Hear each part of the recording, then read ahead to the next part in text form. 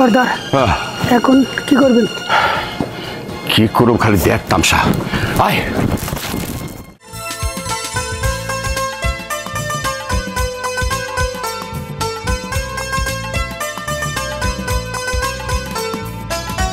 যাই গোসলটাকে করে নি।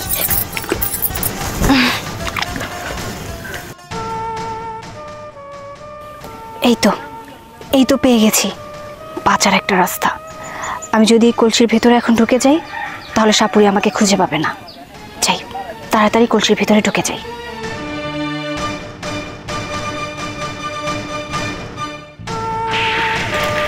না এখন গোসল করা যাব না। এখন যদি গোসল দেই আম্মা আবার রাগারাগি করবো। এক কাজ করি, আম্মার আগে রান্না করা পানিটা দিয়ে আসি, তারপর আম্মার থেকে অনুমতি নিয়ে গোসল করে যাব।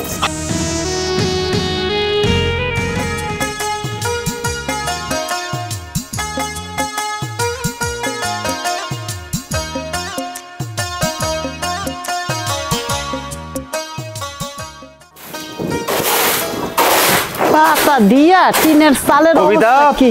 এই কবিতা, মা কবিতা কই গেছে? কই আর যাইবো? পানি আনতে গেছে, এখনো বাড়ি ফিরার নাম নাই। আজকে আহুক, ওর মজা আজকে আমি দেখামু। আচ্ছা মা, দেখো তুমি ওর সাথে আর এমন করো না।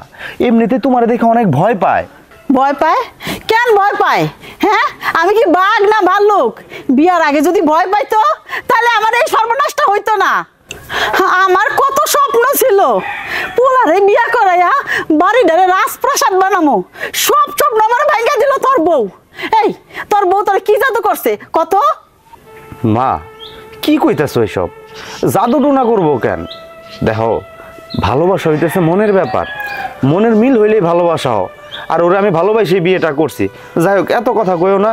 আর তোমার দেখে অনেক ভয় পায়, তুমি ওরে আর বকাবাধ্য করো না তো। যাই হোক আমার অনেক খিদে লাগছে, আমার কটা খাবার দাও। খাবার দেবো, রান্না হয় নাই, পোলা আইছে আমার খাবার খাইবো। আর যে সতীনের মাইয়া যে পানি আনবার গেছে, এখনো বাড়িতে আমার নামই নাই।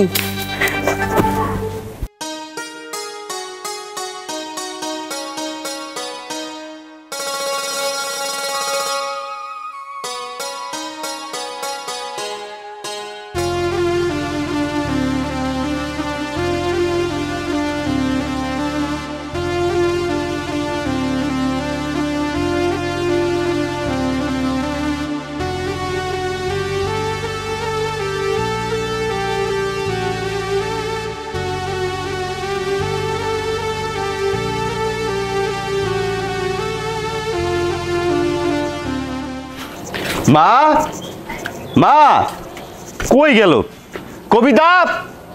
এই কবিতা, কি ব্যাপার? কেউ দেখি বাড়িতে নাই, তাহলে আমি বাড়িতে কি জন্য এলাম? মার কাছে কয়বার ছিলাম, ভাতই দিল না। আর ভাতই খামো না। আম্মা, আম্মা, আম্মা, আম্মা আবার কই গেল? মনে হয় রান্না করে, মনে হয় খড়ি আনতে গেছে। আমারও তো পানি আনতে অনেকটা দেরি হয়ে গেছে। আম্মা মনে হয় রাগ করছে।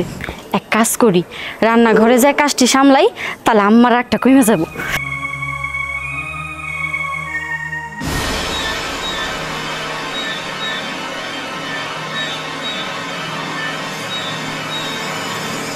সতীনের বেটি পানি আনছে দেরি কইরা, আর কলসিটা এইখানে রেখে গেছে।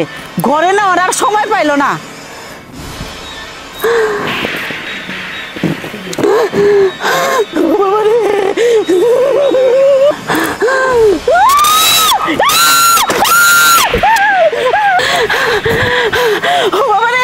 সাপ, কে কই আছেন? সাপ, সাপ কলসির ভিতরে এলো করতে। তুই কলসির ভিতরে কি করস? ওই সতীনের মাইয়া আমার ভালো চায় না। ওরে দিয়ে যে আমি কাম কাজ করাই, এই জন্য কলসির ভিতরে কইরা পানিও আনছে, ভিতরে আবার সাপও আনছে। আমারে কামড় দিয়ে মাইরে ফেলানোর লেগা। কে কই আছেন? সাপ বাঁচান, আল্লাহ।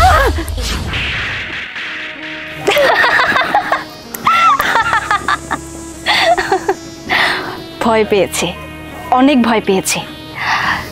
কিন্তু উনি তো যাওয়ার আগে বলে গেল ওনার পুত্রবধূর নাকি খবর আছে। তার মানে উনি ওনার পুত্রবধূকে অনেক বকাঝকা করবে, মারধর করবে।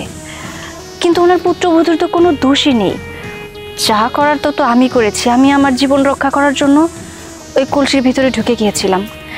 এখন আমার জন্য যদি ওনার পুত্রবধূকে উনি অত্যাচারিত করে তাহলে বিষয়টা মেনে নেওয়া যায় না। যা করার আমাকেই করতে হবে। দেখি উনি ঠিক কী করতে চায়।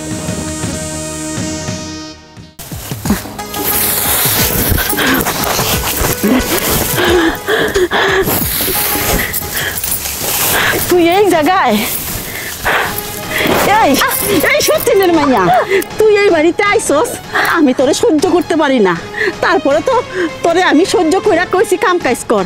তুই পানি আনতে যাইয়া তুই পানির ভিতরে সাপ ঢুকাই লইছ, আমারে সবল মারার লাগিয়া। এইসব আপনি কি কইতেছেন? আমি কোনো সাপটা পানি নাই। পানি আনছে কাডা? বাড়ির মধ্যে তুই আনছস না? পানি তো আমি আনছি, কিন্তু সাপ কই থেকে আসলো? সাপ কই থেকে আইলো না? এত বড় একটা সাপ, এমন মুডা আমার দিকে এমনি ফেনা তুলে নিছে। মারানোর লাগি আনছস? না মা, আমি কিছু জানি না। আমি সত্যি কইতাছি কিছু জানোস না তুই, কিচ্ছু জানোস না। উত্তম উত্তম করে দিলে পরে ঠিকই জানবি। আরে উনি সব কি করছে? ওনার পুত্রবধূর তো কোনো প্রকার কোনো দোষ নেই। সব কিছু আমার জন্য হয়েছে। ইচ্ছাকৃতভাবে আমি কলসির ভিতরে ঢুকেছি। কিন্তু উনি যেভাবে ওনার বউকে মারছে, এতে করে তো মেয়েটা মারা যাবে। যা করার আমাকে করতে হবে। গলাটা চিপতে দে, মাইরা ফেলাম, তখন বুঝবি। খবরদার, খবরদার, আপনি আর ওর গায়ে একটাও হাত দিবেন না।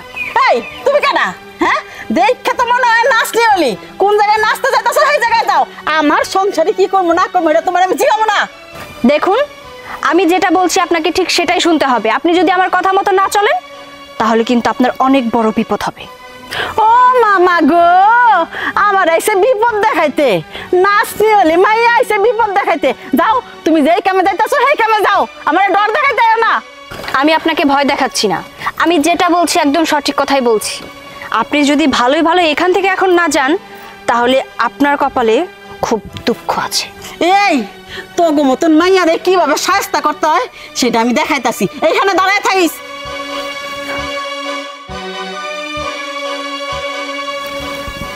শোনো, তুমি কোনো চিন্তা করো না, আমি তোমার পাশে আছি। আর তোমার সংসারে যে অশান্তি, সেই অশান্তি আমি খুব তাড়াতাড়ি দূর করে দেব। আমার সংসারের অশান্তি দূর করবেন আপনি? বিয়ের পর থেকে কোনোদিন সুখ পাইনি, আর সুখ আমার কপালে আসবো না।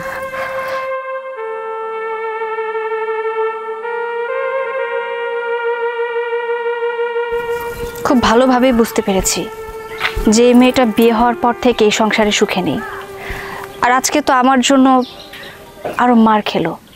আমি জানি এই মেয়েটা এই সংসারে এইভাবে টিকতে পারবে না। যা করার আমাকেই করতে হবে। আমি চাই না আমার জন্য এই মেয়েটা এভাবে মার খাক।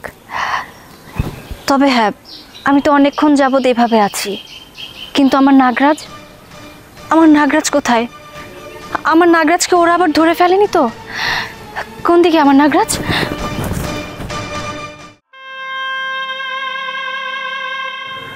নাগরানী, তোমাকে আমি পৃথিবীতে নিয়ে আসছিলাম মানবজাতিরা কীভাবে জীবন ধারণ করে দেখানোর জন্য, কিন্তু এসেই যে তোমাকে হারিয়ে ফেললাম। তোমাকে আমি কোথায় খুঁজে পাবো? না, তোমাকে আমার খুঁজে বের করতেই হবে। তুমি যেখানেই থাকো না কেন, তোমাকে যে আমার খুঁজে বের করতেই হবে। প্রয়োজন পড়লে আমি মানব রূপ ধারণ করব। মানব রূপ ধারণ করে মানুষের মাঝে মিশে তোমাকে খুঁজে বের করব। তোমাকে যে আমার খুঁজে বের করতেই হবে। কোথায় আছো নাগরানী? নাগরানী, নাগরানী, নাগরানী, আমার নাগরানী, তুমি কোথায়?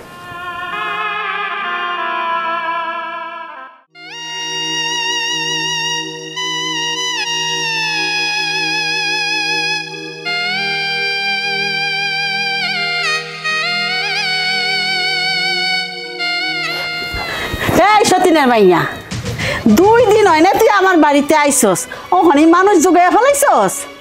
আম্মা, আপনি এসব কি কইতাছেন? আমি আবার কই থেকে মানুষ জোগাড় করলাম?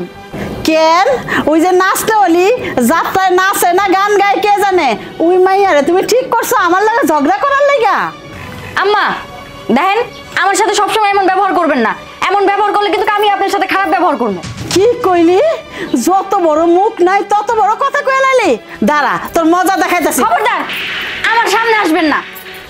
সতীনের মাইয়া, আমার বাড়ি থাকোস, আমার বাড়ি খাস, তুই আমার এই পোড়া লাকড়ি দেখাস? খারাইস সাপ, পোলার বউ গেল কই? মা গো মা, ও মা!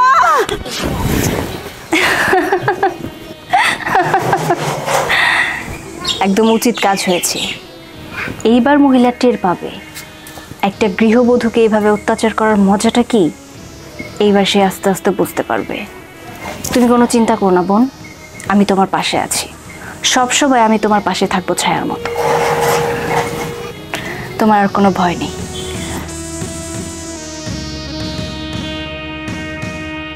এই মরা সাপ আমার পিছুই ছাড়ে না। এই কলসির ভিতরে সাপ, রান্নাঘরে সাপ, আমি তো সাপের ভয়ে মরেই যাবো গা। কি বললো? সাপ? উনি যেখানেই যাচ্ছে শুধু সাপ দেখতেছে। আমি নিজেই তো একটা সাপ। আচ্ছা, ওনাকে কি জিজ্ঞেস করবো যে উনি কখনো সাপ থেকে মানুষ রূপ ধারণ করতে দেখেছে কিনা? এমনও তো হতে পারে উনি দেখেছে। যাই, ওনার পিছু পিছু যাই, ওনাকে জিজ্ঞেস করি যে কোনো সাপকে মানুষ হতে দেখেছে কিনা। এই যে শুনছেন, এই দাঁড়ান। সর্দার কি চিন্তা করতেছে? বক বক করিস না তো, মাথা খারাপ করিস না। সর্দার পাওয়া ধন হারাই ফেলাইতেছি। হারা ভালো মানে? আমার কাছে কোনো না নাই, পাওয়া ধন কেন, যে ধনই থাকুক আমার কাছে ধরা দিতেই হইব। চিন্তা করতেছি কেমনে ওরা সর্দার আঙ্গন একটা জাউরা আছে, জাউরারে সাইরা দিই, নাক নাকিনি খোঁজ লইব। এতদিনে তোর মাথায় একটু বুদ্ধি হয়েছে। মনে করছিলাম তোর মাথা খালি গু ছাড়া আর কিছুই নাই। আমার মতন দাড়িগুলো সাদা হইতেছে তো, লাইন হইতেছ, তাই কর, খোল। সর্দার জাউরারে বাইর করতেছি।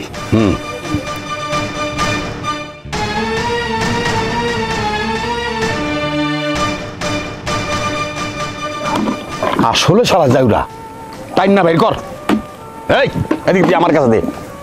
এই শোন, এই আমার কথা শোন, যেইখান থেকে পারস নাগ আর নাগিনটা খুঁজা বের করে আনবি।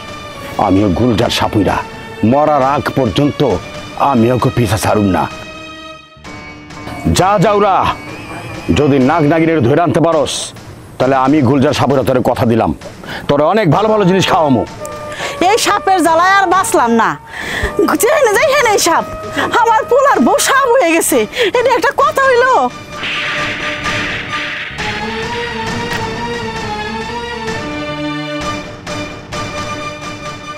সাপ হয়ে আমার এই ভয় দেখায়, এটা একটা কথা হইলো? দাঁড়াও দাঁড়াও, এই ধর ধরে। আপনারা কারা? আমরা যেই হই না কেন, তুমি সাপের কথা কইতেছো, সাপ কই? সাপ আমার কই থাকবো? আমার বাড়িতে। আমার পোলার বউ আমার চোখের সামনে সাপ হয়ে গেছে। এটা কি কও? বাড়ি কই? উল্লাপাড়া। উল্লাপাড়া? কোনো চিন্তা করো না, আমি গুলজার সাপুইরা সাপ হয়ে যাইব কই। চলো আমার সাথে। ঠিক কইছেন, ওই সতীনের মাইয়ারে এক্ষুনি ধরে লইবেন। চলেন আমার লগে। চলো বিরাজ।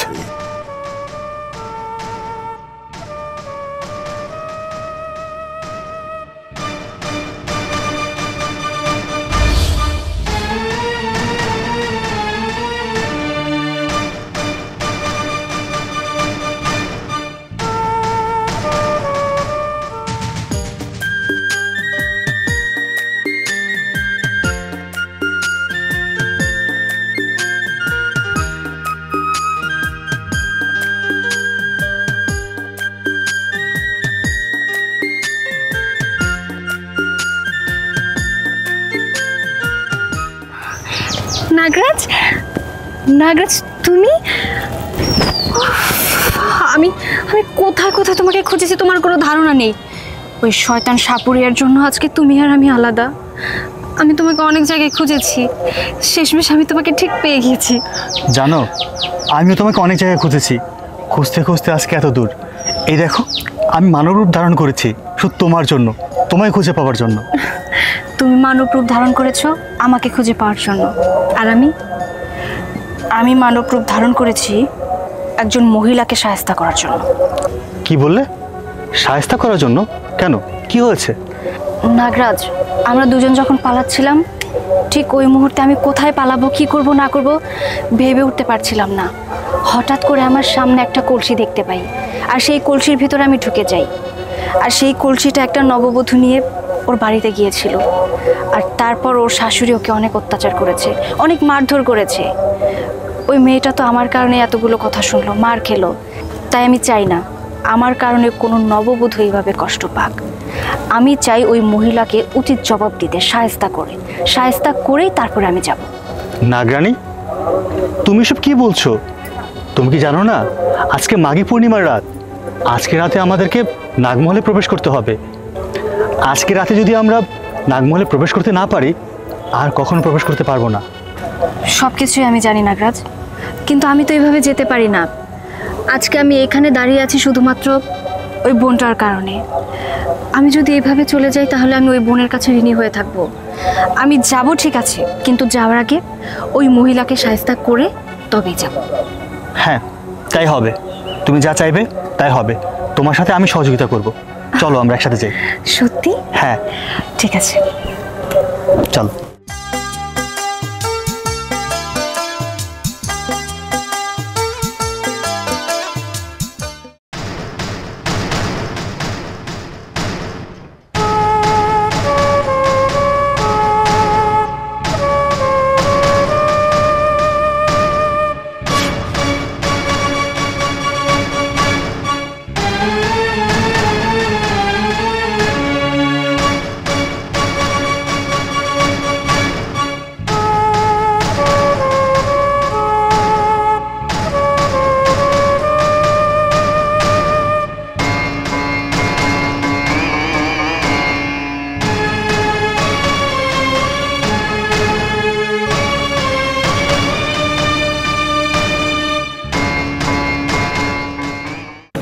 আম্মা, আম্মা, কি ব্যাপার?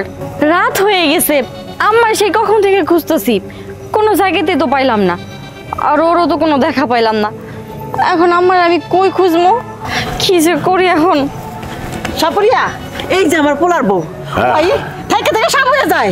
হ্যাঁ, আলো থাকতে থাকতে ওর পিছাইছিলাম যে তোরে ধরুম।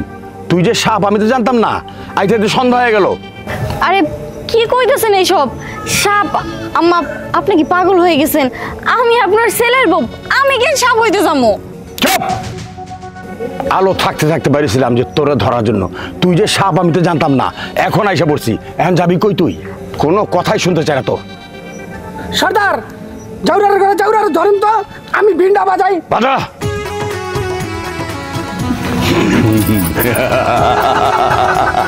জোরে জোরে!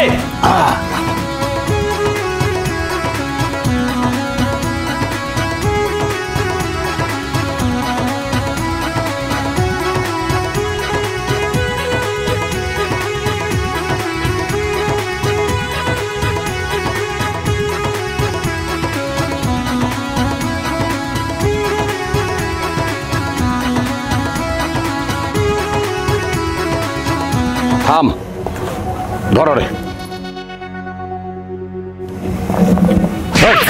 তুই কে ক সত্য কইরা? আমি তো কইলামই আমি মানুষ, ওনার ছেলের বউ, আমি কোনো সাপ টাপ না। কিরে? এই এই সরেন তো দেখি, আমার সামনে তুই সাপ আস নাই? হ্যাঁ, আমি ডরাইয়া সাপুরিয়া নিয়ে আইছি, এখন তুই কাছ তুই সাপ না, সাপ হয়ে দেখা। আমার সামনে তুই সাপ হয়ে গেছস, আমি ভয় পাইয়া সাপুরিয়া নিয়ে আইছি, এখন সাপস না কেন? সাপ হয়ে দেখা। আম্মা, আপনি কিন্তু অযথাই আমার গায়ে হাত তুলতেছেন। আমি আপনার আর কতবার বুঝামো, আমি কোনো সাপ না। আর কিসের সাপের কথা কইতেছেন? আপনার যদি আমার ভালো না লাগে আপনি আমারে বলবেন, এগুলা মিথ্যা অপবাদ আম্মা আমারে দিবেন না। এই রান্নাঘরে কে আসিল? তুই দি রান্নাঘরে আমার সামনে সাপ হয়ে গেলি, আবার সকালবেলা পানি আনলি, পানির কলসি আমি ধরতে গেলাম, এটার ভিতরে সাপ হয়ে ডুবে আসিলি। কেডা আসিল? আমার মনে হয় তো তুই সাপ হয়ে এটার ভিতরে আসিলি। সাপুরা, আপনি কোনো চিন্তা করেন না, আমি এখন কিলায় গুতায় ওরা সাপ বানাইতাছি। দাঁড়াও।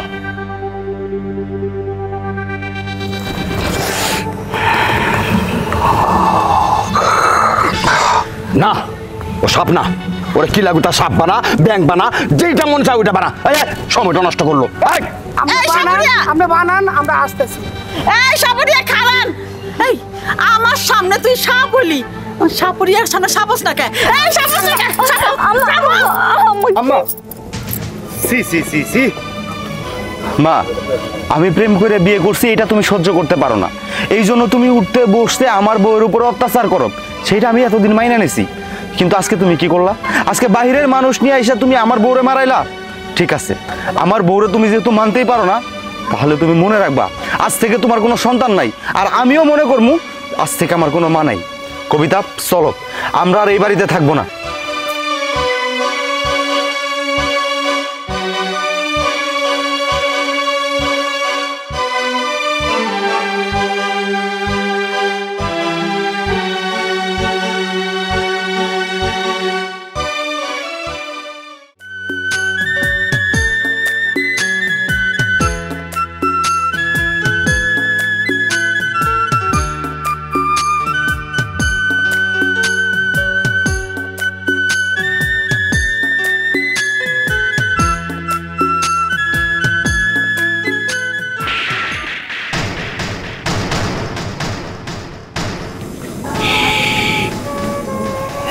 আর কিছুক্ষণ পরেই পূর্ণিমা চাঁদ উঠবে আকাশে, তারপর আমরা দুজন নাগমহলে ফিরে যাব।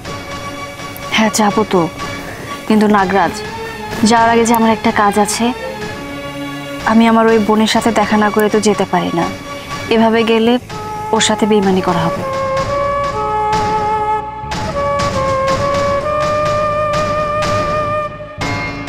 নাগরাজ, নাগরানী, আমার হাত থেকে আর রেহাই নাই। আয়, আমি তোমাকে সহযোগিতা করব। আর সহযোগিতা করতে হইব না। নাগা নাগিন, তোরা যতই ছদ্মবেশে থাক, আমি গুলজার সাপুরিয়া। এই দারুণ লিখেন বিন বাজা, যা জাউরার ঘরে যা, তোরা ছেড়ে দিছি।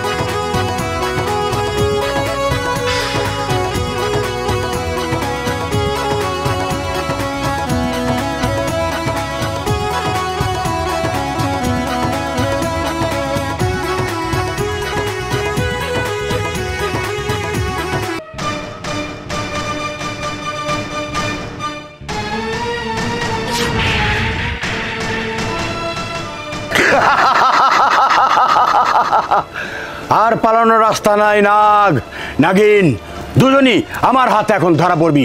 সর্দার, আমরা সার্থক নাগ নাগিনকে ধরতে পারছি। সাপুরিয়া, আমাদেরকে দেখে তুই তোর মৃত্যু রেখে আনছিস? কোনোদিনও না, আমি এই মুহূর্তে তোদেরকে ধরে নিয়ে যাবো। হ্যাঁ, আয়। নাগ নাগিন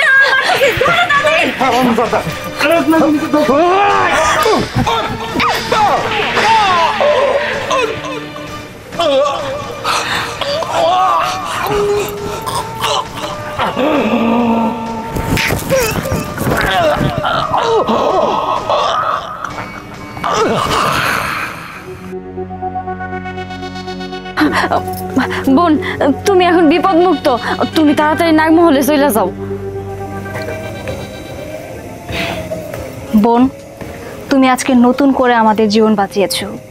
শুধু আজকে না, সেদিনও তুমি আমার জীবন বাঁচিয়েছো। যে কলসির ভেতর একটা সাপ ছিল, সেই সাপটাই ছিলাম আমি। হ্যাঁ, আমি একজন নাগিন, আর আমার পাশে যাকে দেখছো সে হচ্ছে নাগরাজ।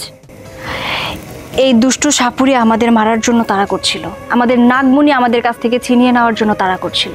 কিন্তু আমরা কি করব না করব সেটা ভেবে দুজন দুদিকে হয়ে যাই, আর তারপর আমি তোমার কলসির ভেতরে ঢুকে যাই। আর সেই আমার জন্য তুমি তোমার শাশুড়ির কাছে অনেক কথা শুনেছো, অনেক মার পর্যন্ত খেয়েছো। আর আমি জীবিত থাকতে আমার জন্য একজন মানুষ এভাবে কষ্ট পাবে, সেটা আমি কোনোদিনও হতে দিতে পারি না। তাই এতদিন আমি তোমার পাশে পাশে ছিলাম, তোমার কোনো ক্ষতি আমি হতে দিইনি। আর হ্যাঁ, যাওয়ার আগে আপনাকে একটা কথা বলে যাই, আপনি একজন মা।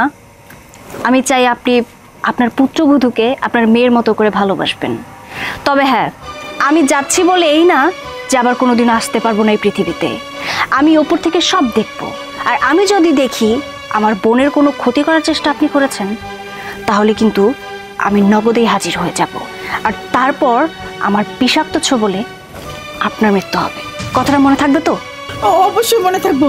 আমি আমি কোনোদিন আর আমার ছেলের বউর গায়ে হাত তুলবো না। আমার ক্ষমা করে দাও মা, আমি আর তোমার গায়ে হাত তুলবো না।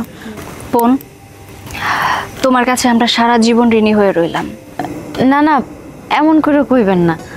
দেখেন, আপনারা আমার সংসার নিয়ে কত ভাবছেন, আমার সংসারটারে সুখ দিয়ে ভইরে দিচ্ছেন, উল্টা আমি তো আপনাদের কাছে ঋণী হয়ে গেলাম। না বোন, তুমি আমাদের কাছে ঋণী না, আমরা তোমার কাছে ঋণী। তুমি আমার নাগরানীকে বাঁচিয়েছো, আর এখন আমাদের দুজনকেই বাঁচিয়েছো। আজকের পর থেকে তুমি হচ্ছে আমাদের নাগনাগিনীর বোন। বোন, এবার আমাদের বিদায় দাও, আমরা আসি।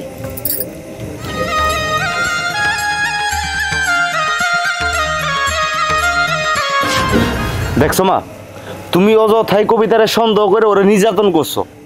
ও কিন্তু সাপ না, মানুষ। আসলে হয়েছে কি বাবা, আমি তো কলসির ভিতরে সাপ দেখছি, আবার রান্নাঘরেও সাপ দেখছি। এই জন্য বৌমার উপর অত্যাচার করছি। এখন থেকে আর অত্যাচার করবো না। অত্যাচার করলে বৌমার বোন, ওই যে নাগিন বোন, হ্যাঁ আমার উপরে অত্যাচার করবো। আমি আর কোনোদিন করবো না। বৌমা, তুমি আমার মাফ করে দাও, আমি আর কোনোদিন তোমার লাগে অত্যাচার করবো না। চলো বাইতে চলো, আমরা সুন্দর মতো সংসার করবো।